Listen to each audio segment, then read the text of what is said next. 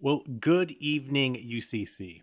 We're so glad to have you join us here on this Thursday evening. Now, tonight we are going to continue our series looking at the Old Testament minor prophets, looking at their interactions with their environments, their countries, or just how they fit into the social political scale of the time, and also what their message tells us about God and how we can utilize that, how it helps us understand a little bit more about God today. Now, if you're following an order, we would be doing Joel. But the biblical order of the minor prophets is kind of weird and random. They're roughly organized from longest to shortest. Rather than follow that, what I thought we would do is try to put them in a rough chronologic order so we can see a larger kind of contiguous story that makes a little bit of sense. So, with that in mind, we're going to look at Amos tonight. Now, we're going to break things up into two kind of categories here. The first thing we're going to do is talk about the narrative of Amos, because that has some really big implications for the book itself, but also the wider circle of things, as we'll see. Then we'll go back through and kind of look at the main message, theme, through line of the book.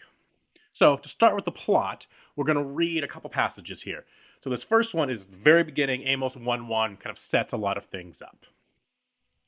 The words of Amos, who was among the shepherds of Tekoa, which he saw concerning Israel on the days of King Uzziah of Judah, and in the days of King Jeroboam, son of Joash of Israel, 2 years before the earthquake. Okay, so this gives us a time period. This is actually seated pretty tightly in a time period. Then we're going to jump to chapter 7. We'll kind of get into the plot of where we are later, but Amos is answering a question to someone here, and he gives a good amount of personal information about himself. So we want to kind of jump to that. This is Amos 7, verses 14 and 15. Amos said, I am no prophet, nor a prophet's son, but I am a herdsman, a dresser of sycamore trees. And the Lord took me from the following of the flocks, and the Lord said to me, Go, prophesy to my people Israel. We get a lot of good information here about Amos. So the word that is used in this chapter for herdsman is the word bokir. Now, this doesn't mean just a simple, lowly herdsman. This is someone who owns land, who has a large flock. I heard someone, they were from Texas, and the way they described this word is this is a sheep baron. So this is a wealthy person. So keep that in your head that Amos is a wealthy man, has a lot of sheep, a lot of herds, is running a good amount of stuff. The other thing to take note of here is that Amos says, I am no prophet nor a prophet's son. If you recall, on our very first Thursday night together, we talked about the varying kinds of prophets and how the vast majority of prophets are professionally trained. Amos here is one of the exceptions to that. He says, I am not a prophet, no professional training, nor a prophet's son. Now, the reference to a prophet's son here doesn't mean actual biological son. Prophets would go to a school where they would be trained. They would refer to the person training them, their mentor, as father. And that person would refer to them as son. So an example of this is Elijah and Elisha. If you read that story closely, you will hear some of that familial family language going on between them. So he is saying he is not a prophet. He was not trained as a prophet. The word of the Lord just came to him, and so he's out now doing this. What's he doing? He is called to go to the northern kingdom, Israel, and specifically Bethel, which was the temple of the northern kingdom. So when the northern kingdom broke away, the temple was still in Jerusalem, which is part of the southern kingdom, so they had to build their own temple, and they built it in Bethel. So Amos goes there to preach. While he is preaching there, he is confronted by Amaziah, who was seemingly the head priest of the northern kingdom. They have a confrontation, and eventually Amos is kicked out of the country, is forced to flee home, seemingly under the threat of death. But he still has a message that he wants to get to the people in the north. So what does he do? He writes it down. And this is the earliest form of written prophecy. We don't know how much or what portions of Amos were what the words he actually wrote down here within the text of the story itself, but we know it was very influential.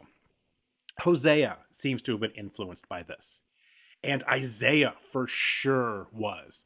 There are sections of Isaiah that are almost identical to sections of Amos here. So it seems Isaiah had read the writings of Amos and incorporated some of them into his own writings. So there is crossover there for sure. So like this by itself is a big deal. Having a prophet write something down. Because this is what set the kind of genesis forward for a lot of our minor prophets and even some of our major prophets. Amos is the first to do this. Now, with the that's the backbone narrative. Very not a lot of narrative, but I felt like it was important to get that touched upon. Now, what are the main themes of the book? Well, the main theme or the way in that Amos uses to talk about this story is through contracts and covenants, and mostly how the people have broken them. Treaties, covenants, contracts, they're all basically the same. They have a structure of, the parties involved, what the stipulations are, what is going to be done, and then they'll all have a section at the end of what happens if you don't do this. Modern contracts, they might have like fines, penalties, things like that. Ancient treaties, which is going to be the backbone of this, you had curses in there. If you didn't follow the word of the king or follow whatever the covenant contract was, there was a list of curses that would befall you. So Amos opens with what we call an oracle against the nations, which is a multiple chapter section where Amos is just calling out a bunch of nations. And interesting enough, all of these nations bordered the original United Kingdom and seem to have been in treaties of alliance with the United Kingdom. So what Amos is doing in this big first section is calling out all of these nations, saying, you broke these treaties. You turned your back on Israel. You turned your back on Israel's God. And so all of these curses that were apparently in these treaties are now going to befall you. This is probably the largest single section of Amos as it opens. And it's not just the outside nations that are getting yelled at. By the time we get to chapter 3, Amos is looking inward, basically at the kingdom of Israel, a little bit Judah, but mostly Israel, the northern kingdom, saying, so we're going to read here chapter 3, verses 1 and 2. Hear this word that the Lord has spoken against you, O people of Israel, against the whole family that I brought you out of the land of Egypt. You only have I known all the families of the earth. Therefore, I will punish you for all of your iniquities. This is God telling the people, you broke a covenant. The covenant he's referring to is the Sinai covenant, which was when Moses is on the mountain, gets the law, gets the how to run the people. All of the stipulations in there is what's referred to as the Sinai covenant. And so what God is saying is, you have broken this covenant. Well, okay, what was the covenant? Well, there's two main elements that compose this work. One of them is the correct worship of God, or the love of God. The other one is the correct treatment of fellow country people, or the love of neighbor. And so here and throughout this book, Amos is saying, you've broken these covenants.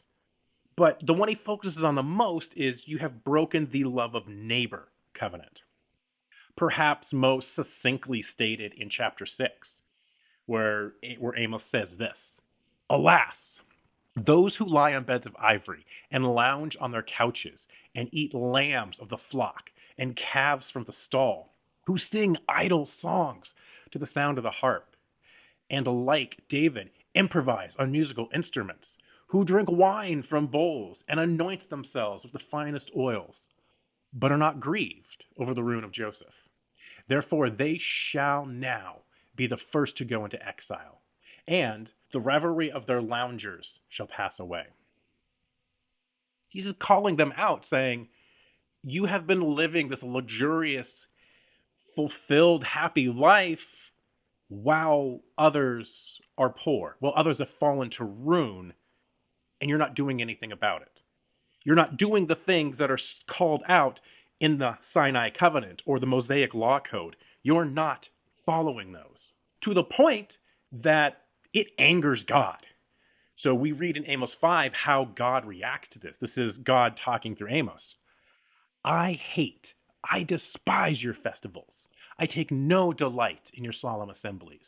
Even though you offer me burnt offerings and grain offerings, I will not accept them. And the offerings of well-being of your fatted animals, I will not look upon.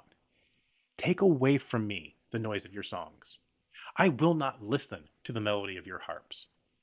But let justice roll down like water, and righteousness like an ever-flowing stream. This is God straight out calling the people hypocrites. He is saying, you do all of these festivals, you do all of these religious things to honor me, but they're not honoring me.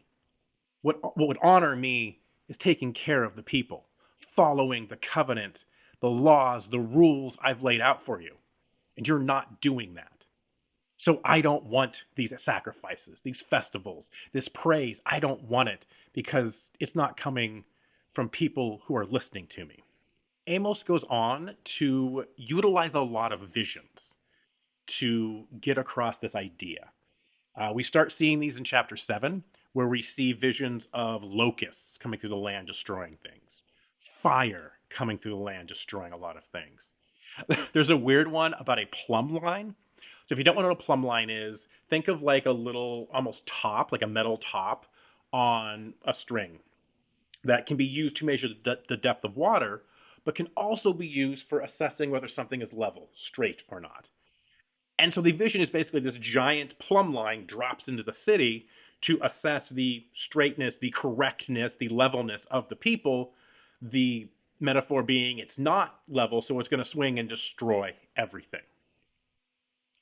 As we move on to chapter 8, we get a really interesting vision of summer fruit. God asks Amos what he sees, and he says, oh, some summer fruit. As it goes on, it morphs into doom.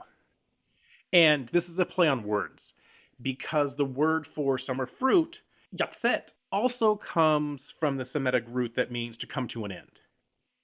So the idea being with summer fruit is kind of the end of the season, it's the last of the fruit. But the wordplay here is it represents the end of the people. We're nearing the end of this nation because they've walked away. And then as we go into chapter 9, we see this vision of a kind of physical presence of God coming into the altar and kind of bashing it, just physically destroying everything in sight. And all of these visions are getting at this idea of the day of the Lord. Now, the day of the Lord is this big notion at the time, because it was the day when the divine warrior aspect of God would come and destroy all of the enemies of God. It was this big, hoped-for celebration. But Amos is saying, yeah, that day is about to happen, only you're on the list of enemies right now. You're the one that's going to be destroyed. So the thing you had hoped for is not going to happen how you expect.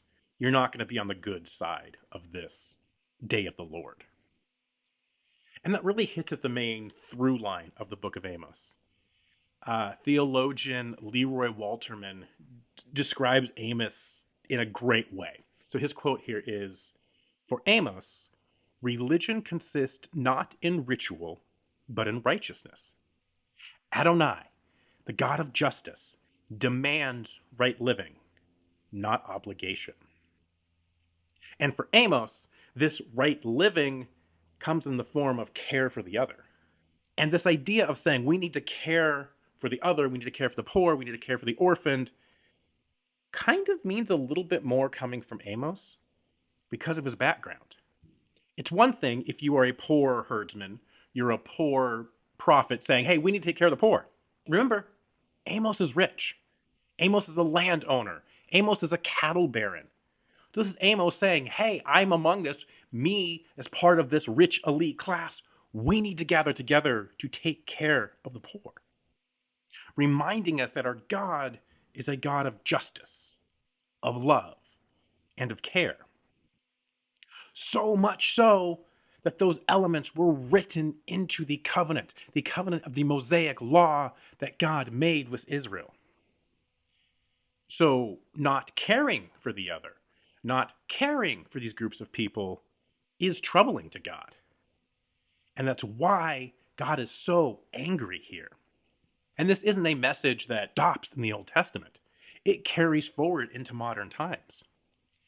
Martin Luther King Jr.'s famous I Have a Dream speech has this quote in it: "We will not be satisfied until justice rolls down like waters and righteousness like a mighty stream."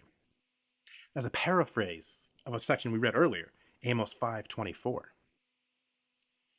So yes, there is a lot of doom language in Amos. It's not that happy, joyful, fun book sometimes we want to sit down and read.